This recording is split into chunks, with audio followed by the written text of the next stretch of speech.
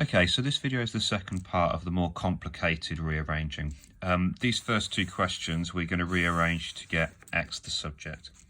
So the first step is to get rid of these fractions. Now what we can do is if we times this side by q minus x, and if we times this side by 4, it gets rid of that fraction there, and it gets rid of that part there. So we'd have x plus p, and we'd have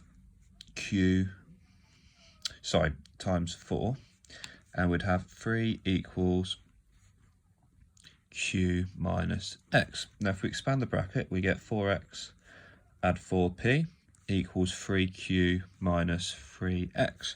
Now we need to get the x's on the same side, so if we add 3x to here and 3x to here, we've got 7x plus 4p is equal to 3q. Now at the same point, I'm going to take this 4p over here. So we've got all the x's on one side, and so it needs to go there. We've got all the x's on one side, and then we've got all the other letters on the other side. Now we need to divide by 7. So we've got x is equal to 3q minus 4p all over 7.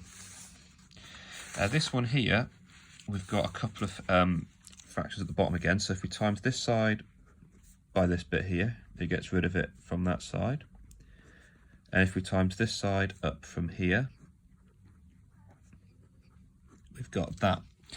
Now what we can do is expand the brackets. So we've got 4n squared minus 8x squared equals 3x squared minus 3m. Now we move the smallest x squared, which is this one, and we're going to move this over here. So we add 8x squared, add 8x squared, but we're adding 3m, add 3m. So we've got 4n squared add 3m equals 11x squared. Now we need to divide both sides by 11. So I've got 4n squared add 3m all over 11, and that's equal to x squared. So we just want x. So I'm going to turn it over here. What we need to do is need to square root all of this. So we've got 4n squared add 3m over 11.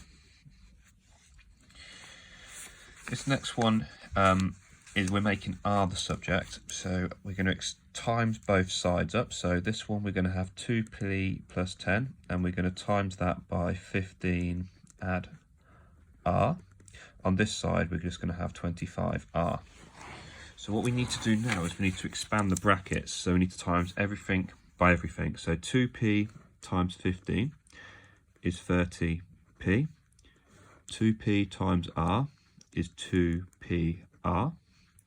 10 times 15 is 150, and 10 times r is 10r, and that is equal to 25r. Now we need to move the r's over to the same side, so we need to move this 2pr, and we need to move the 10r. We need to put them both on this side here. So what we're going to get left with is 30p add 150, and that's going to be equal to 25r minus 2pr minus 10r.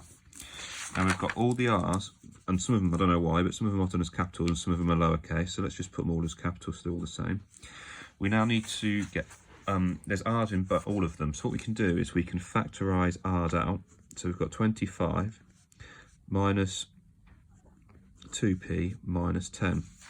Now this 25 take away 10 just gives you 15, so we've got 15 minus 2p, and that's equal to 30p add 150. To get rid of this, like on the previous examples, we just divide it. So we've got 30p add 150 is equal to 15 minus 2p, and that equals r.